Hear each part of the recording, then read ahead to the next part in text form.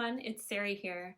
So, Haley and I were recently talking on the podcast about sewing fears. And a lot of times we have fears that inhibit our creativity and we don't even see them or really even think about them. So, in this episode, Haley and I talk about some of the fears that we've noticed in ourselves and also some of the fears that we see just come up over and over again in the Seamwork community. And we also share 6 tips that have been really helpful to us just in recognizing and moving past these kinds of fears so that we can create. It was a great conversation, so I wanted to share it with you guys today. And if you want to listen to the full episode of this podcast, be sure to subscribe to Seamwork Radio on Apple Podcasts or Spotify or Stitcher or wherever you listen to podcasts. And you can find this episode this month along with lots of other great conversations and stories from people who sew. So I thought we'd talk about also what are some of the common fears that you've seen from the Seamwork community? What are some fears that you've seen come up a lot? I think that, kind of like I said earlier, that I see kind of like a divide. I feel like a lot of beginners tend to be more fearful of a skill. Like I'm afraid of sewing sleeves or I'm afraid of bust adjustment, something like that. And then I think that as you begin to kind of overcome, and this won't be true for everyone, of course, as you begin to overcome your fears of these skills, I think that those greater thematic fears start to kind of surface. I think that fear that that you're not good enough, that the project won't be good enough, that will be a reflection of your own worth. That seems to be something that comes up quite a bit in one way or another. Mm-hmm. Yeah, I think so too. I think another one that we talked about earlier was body fear and this fear of really being really familiar with your own body and its measurements and what it actually looks like and what it actually, is a really common fear. Some people are even afraid to take their own measurements and know what they are. Yeah. Which I always found really fascinating. I used to teach sewing classes, in-person sewing classes, and I taught a lot of beginner level garment construction classes, and that moment in the beginning of the first class where you see the horror on people's faces when they realize that they're going to have to measure themselves. That was that really struck me when I first started teaching sewing. So I started measuring myself in front of the entire class and telling them my measurements. This is also in Los Angeles, and I think that the stereotypes are very true, and I think it made people feel more comfortable when someone who's a size 14, which is by no means, I represent a pretty average American body type, stood in front of everybody in this class in Silver Lake and, rattled off my measurements. It made them feel like, oh, okay. And just remembering it's data. That's all. Mm-hmm. Yeah. Yeah. I think another one for me, and I've seen this come up in the community, is I'm very time conscious, and it's something that I'm one of the many things that I work on, but I have a lot of anxiety about time and a sense of urgency about things that maybe I shouldn't. So I think the fear of doing something that is going to be a waste of my time is kind of a big one for me. And that's something I see among other sewers also, not wanting to spend that time on something if you don't know it's going to be awesome. Yeah, definitely. This has been something over the last year, having a child and having more limited time, that has been a real mindset I find myself getting stuck in. Mm-hmm. Yeah, and that's a hard one too. address, especially if you really do have limited time, as almost all of us do. I think it's a tricky one, but I think it helps to think about what you're really getting out of the experience and not just, I'm going to make something that's going to be perfect and it's going to take X amount of time. But, Yeah. this is time that I can set aside to enjoy and do something that I love to do.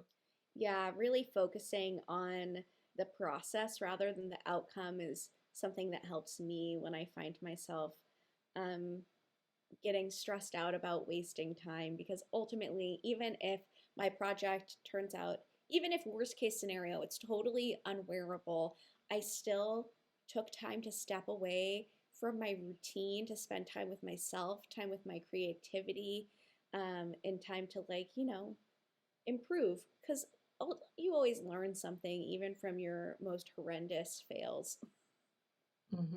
Yeah.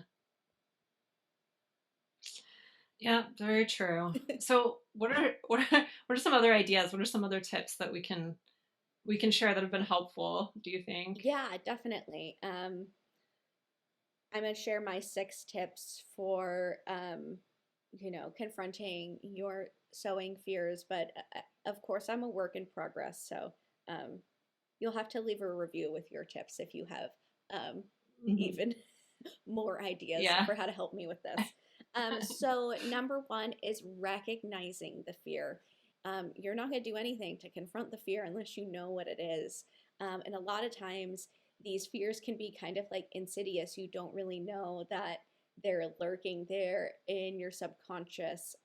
So, I mean, I think that it's maybe worthwhile to not dwell on it, but to think about what are the things that I'm afraid of that are holding me back with my sewing practice, with my creativity in general, and recognizing the fear. That's really step one.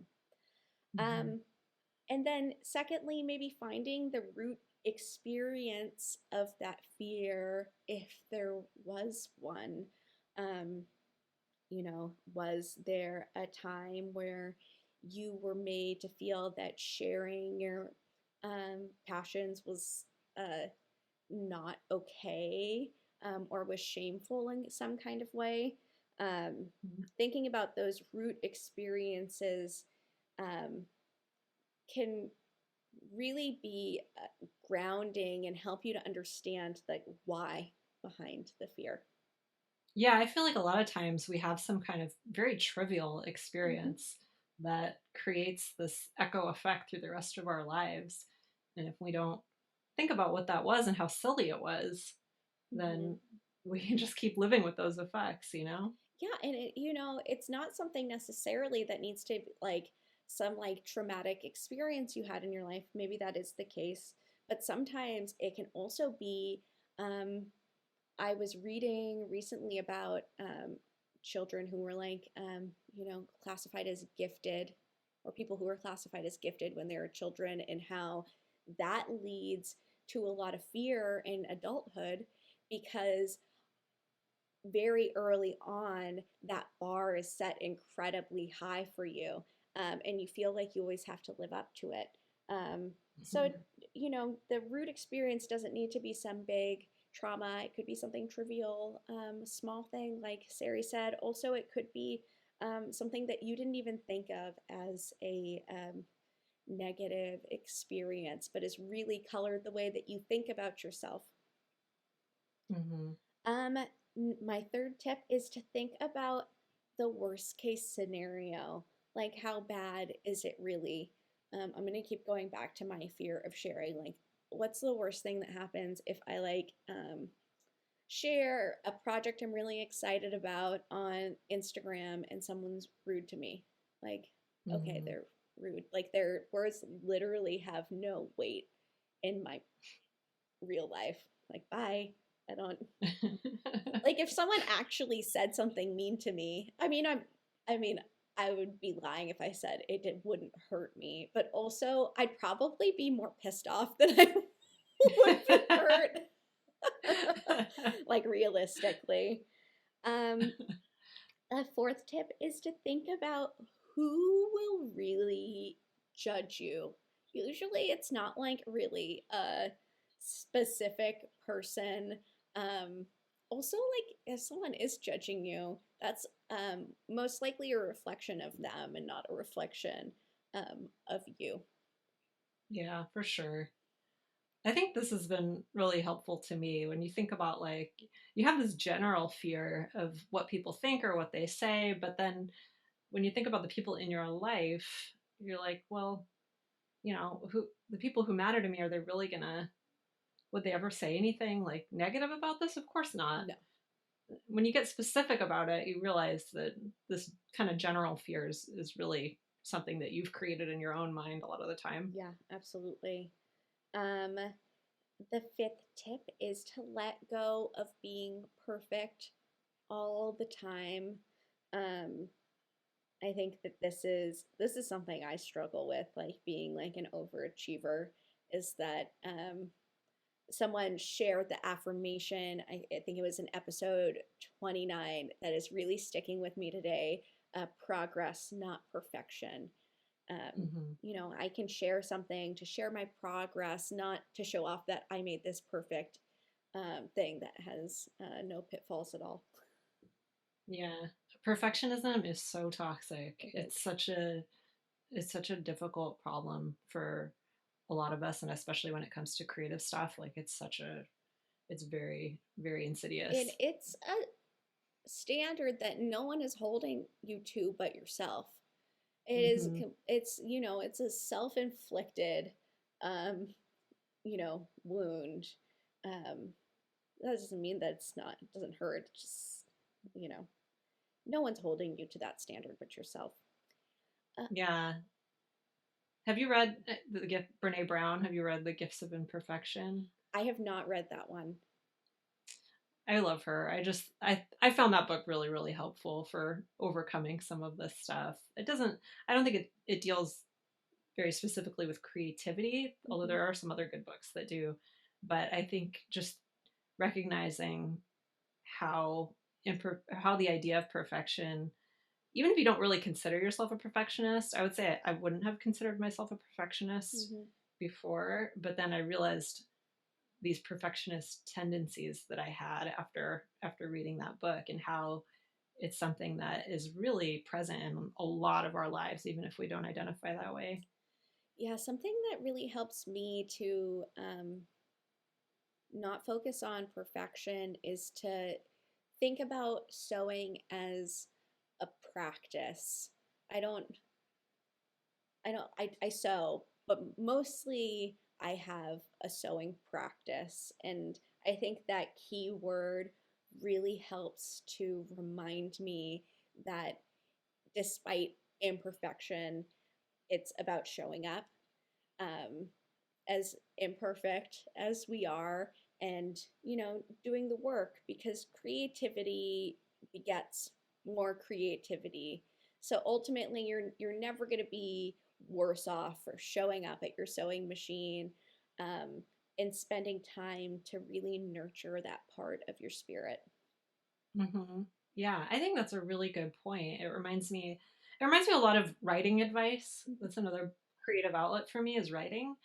And the idea of, if anybody out there has read Bird by Bird by Anne Lamott, she talks about first drafts and accepting that they're going to be really bad. Mm-hmm. And I think that's something you can apply to a lot of different creative practices, and just accepting that things sometimes are bad, but it's all part of the process of making something that you're going to love Mm-hmm. eventually, or improving your skills, or just, like you said, showing up.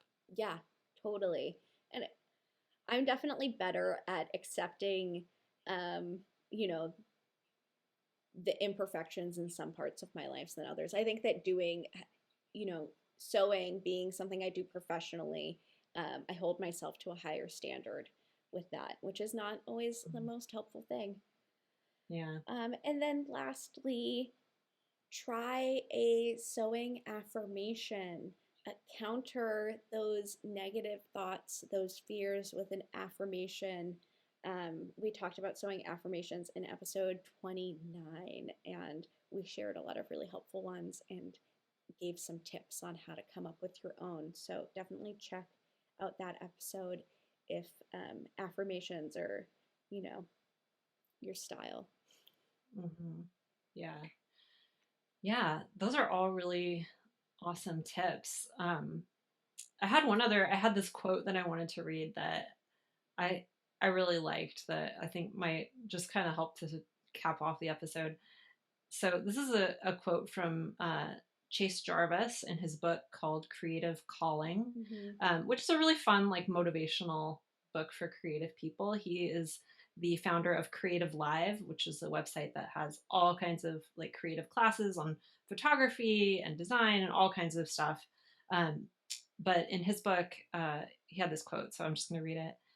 What matters is that you start. All you're deciding to do is to try. Do whatever you can with what you have. It will never feel like the right time. You will never be, quote, ready. Avoid preparing too much. Start before you're ready. Start with fear. Start with uncertainty. This is one of the biggest secrets of the most creative, happy, and successful people. Just start. Mm-hmm. I really like that. I think just acknowledging the fear and then just doing it anyway. Mm-hmm. Yeah, show up. Um, I mean, to your practice and for yourself, I think that's the best way we can nurture ourselves is just showing up because Yeah. it's the hardest part. All right, guys, I hope you enjoyed this part of the episode. And if you want to hear more, be sure to find Seamwork Radio on your favorite podcast app. And if you have a tip for overcoming your own creative fears, be sure to leave a comment down below. We'd love to hear it. What freaks you out about sewing and how do you get yourself over it? All right, until next time.